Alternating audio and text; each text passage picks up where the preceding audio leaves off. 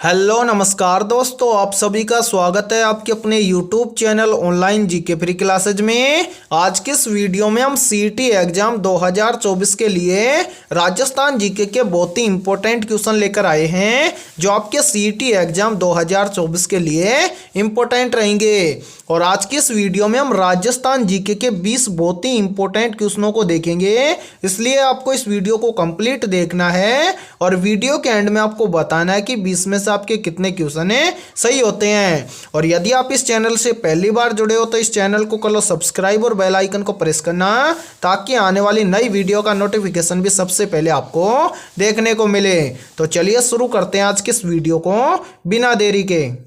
आज के इस वीडियो का पहला प्रश्न है आप सभी के सामने, पानीपत का प्रथम युद्ध कब हुआ था? ऑप्शन ए है 1191 में, ऑप्शन बी है 1526 में, ऑप्शन सी है 1192 में और ऑप्शन डी है 1527 में। तो इन चारों में से आपको करेक्ट आंसर बताना है कमेंट बॉक्स के अंदर कि पानीपत का प्रथम युद्ध कब हुआ था। तो यहाँ पर देखो करेक्ट आंसर हो जाएगा सभी अभ्यर्थियों का ऑप्शन है बी, यानी कि पानीपत का प्रथम युद्ध हुआ था 1526 में। तो करेक्ट आंसर कर लेंगे सभी अभ्यर्थी ऑप्शन है बी। तो चलिए अगला प्रश्न देखते हैं।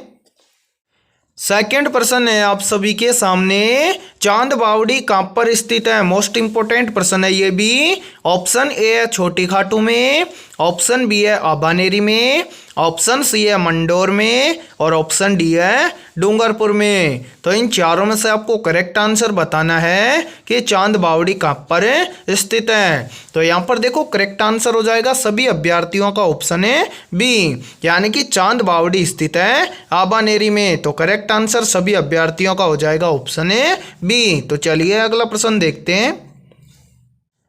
तीसरा प्रश्न है आप सभी के सामने, राजस्थान का पूर्ण एकीकरण कब हुआ था? वेरी वेरी इंपॉर्टेंट प्रश्न है ये और काफ़ी बार एग्जाम के अंदर पूछा भी जाता है कि राजस्थान का पूर्ण एकीकरण कब हुआ था। ऑप्शन ए है 1 नवंबर 1956 को, ऑप्शन बी है 2 अक्टूबर 1958 को, ऑप्शन सी है 15 अगस्त 1947 को और ऑप्शन डी है 26 जनवरी 1950 को।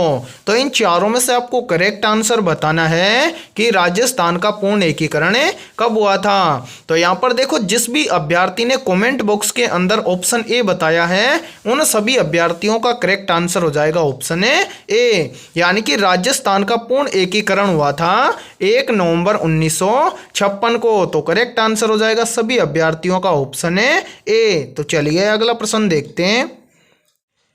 चौथा प्रश्न है आप सभी के सामने, भारत की भाषाओं का उल्लेख संविधान की किस सूची में किया गया है? ऑप्शन ए है 5वीं सूची में, ऑप्शन बी है 7वीं सूची में, ऑप्शन सी है 8वीं सूची में और ऑप्शन डी है 10वीं सूची में। तो जल्दी से बताओ कमेंट बॉक्स के अंदर कि इस प्रश्न का करेक्ट आंसर क्या होगा।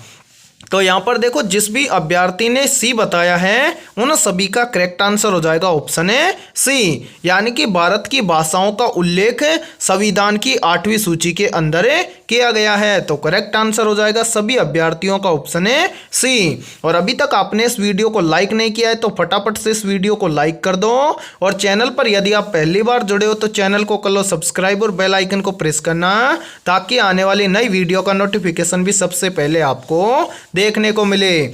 और आपके जितने भी दोस्त सीईटी एग्जाम 2024 की तैयारी करते हैं तो उनके पास भी इस वीडियो को ज़्यादा से ज़्यादा शेयर करें। तो चलिए अगला प्रश्न देखते हैं।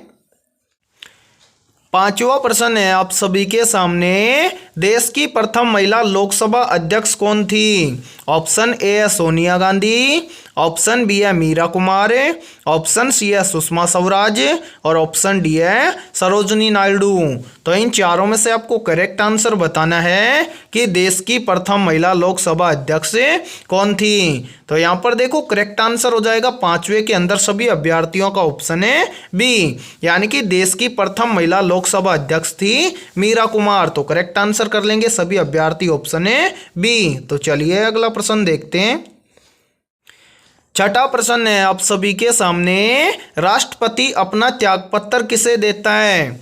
ऑप्शन ए है उपराष्ट्रपति को, ऑप्शन बी है लोकसभा अध्यक्ष को, ऑप्शन सी है प्रधानमंत्री को और ऑप्शन डी है सर्वोच्च न्यायालय के मुख्य न्यायाधीश को।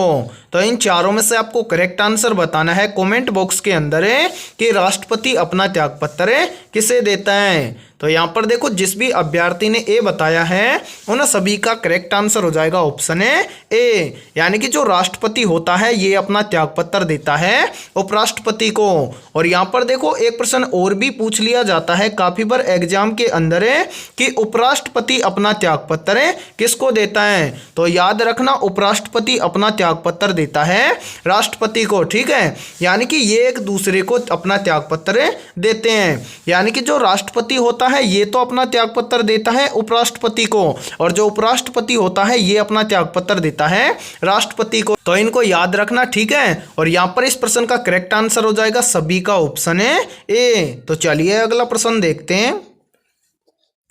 7वां प्रश्न है आप सभी के सामने, राजस्थान में राज्यसभा की कुल कितनी सीटें हैं। ऑप्शन ए है 32, ऑप्शन बी है 15, ऑप्शन सी है 25 और ऑप्शन डी है 10।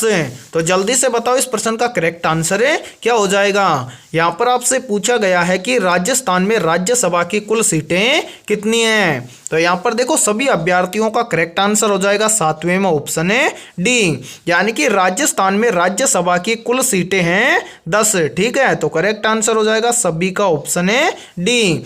तो चलिए अगला प्रश्न देखते हैं। 8वां प्रश्न है आप सभी के सामने, निम्नलिखित में से देश का सर्वोच्च नागरिक सम्मान कौन सा है। मोस्ट इंपोर्टेंट प्रश्न है ये।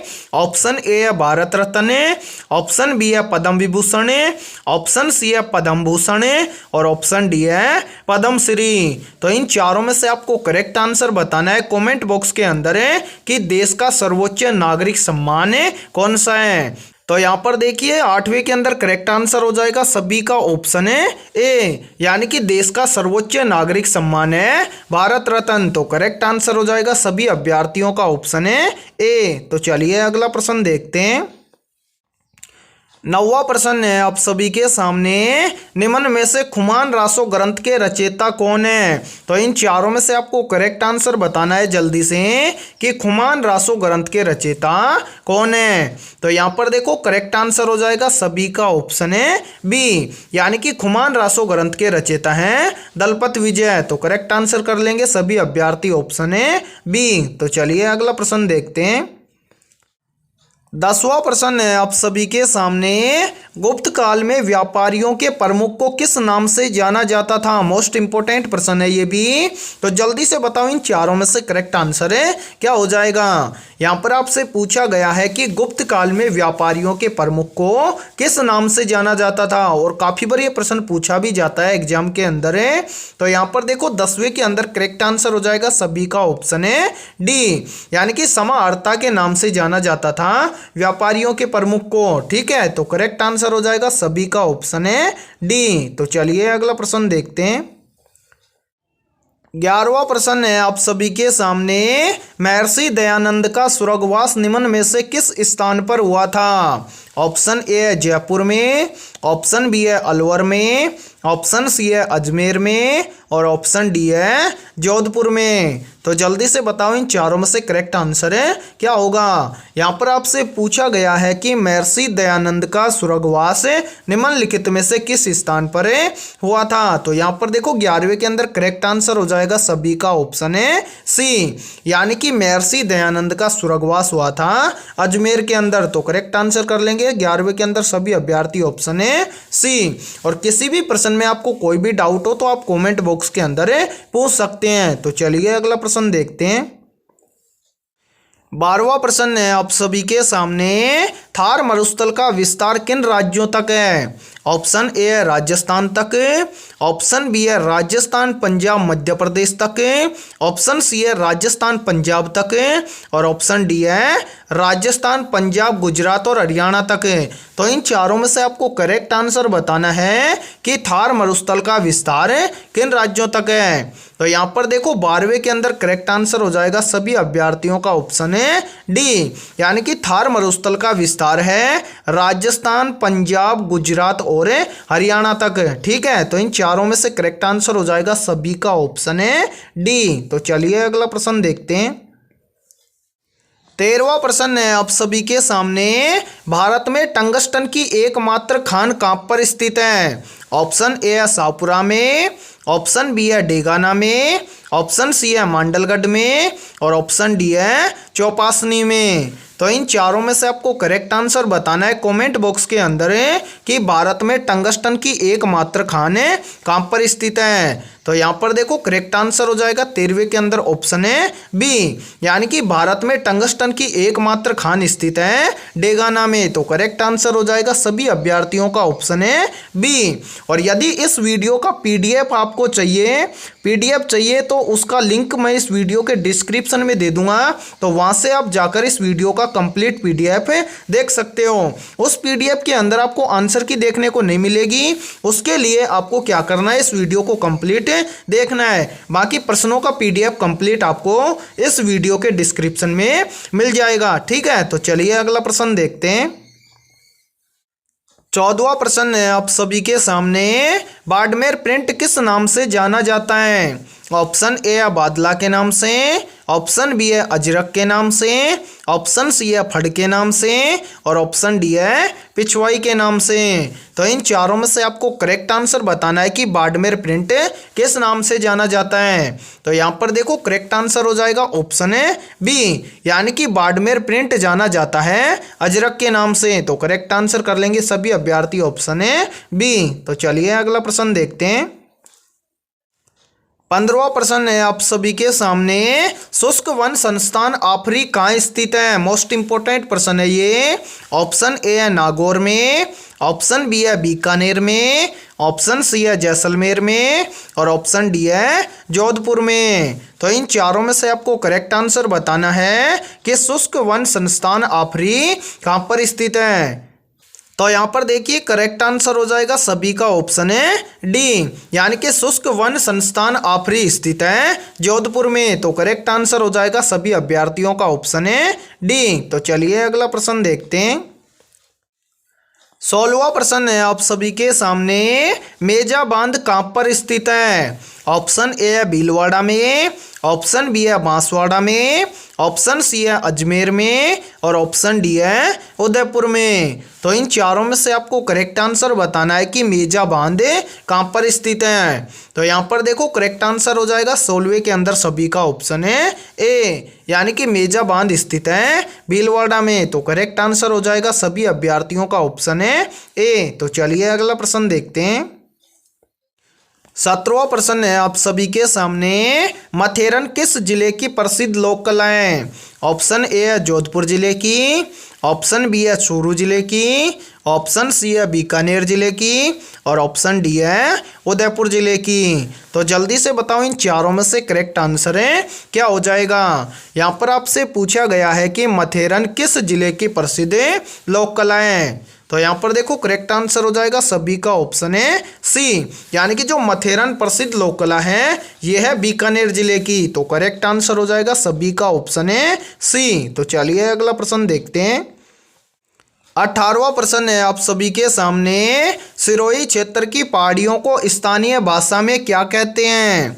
ऑप्शन ए है भाकर, ऑप्शन बी है भोराट, ऑप्शन सी है गिरवा और ऑप्शन डी है सांगलिया। तो जल्दी से बताओ इन चारों में से करेक्ट आंसर क्या हो जाएगा। यहाँ पर आपसे पूछा गया है कि सिरोही क्षेत्र की पहाड़ियों को स्थानीय भाषा में क्या कहते हैं। तो यहाँ पर देखो करेक्ट आंसर हो जाएगा सभी का ऑप्शन है ए, यानी कि सिरोही क्षेत्र की पहाड़ियों को स्थानीय भाषा में कहा जाता है भाकर। तो करेक्ट आंसर कर लेंगे सभी अभ्यर्थी ऑप्शन है ए। तो चलिए अगला प्रश्न देखते हैं। 19वां प्रश्न है आप सभी के सामने, बनास नदी पर कौन सा बांध बना है? या फिर देखो इस प्रश्न को ऐसे भी पूछ लिया जाता है कि बनास नदी पर निम्नलिखित में से कौन सा बांध बना हुआ है। ऑप्शन ए है रामगढ़ बांध, ऑप्शन बी है मेजा बांध, ऑप्शन सी है बिसलपुर बांध और ऑप्शन डी है जवाई बांध। तो इन चारों में से आपको करेक्ट आंसर बताना है कि बनास नदी पर कौन सा बांध बना हुआ है। तो यहाँ पर देखो, जिस भी अभ्यर्थी ने 19वीं के अंदर सी बताया है उन सभी का करेक्ट आंसर हो जाएगा ऑप्शन है सी, यानी कि बनास नदी पर बना हुआ है बिसलपुर बांध। तो करेक्ट आंसर कर लेंगे सभी अभ्यर्थी ऑप्शन है सी। तो चलिए अगला प्रश्न देखते हैं। 20वां प्रश्न है आप सभी के सामने, किस नदी को वागड़ की गंगा कहा जाता है?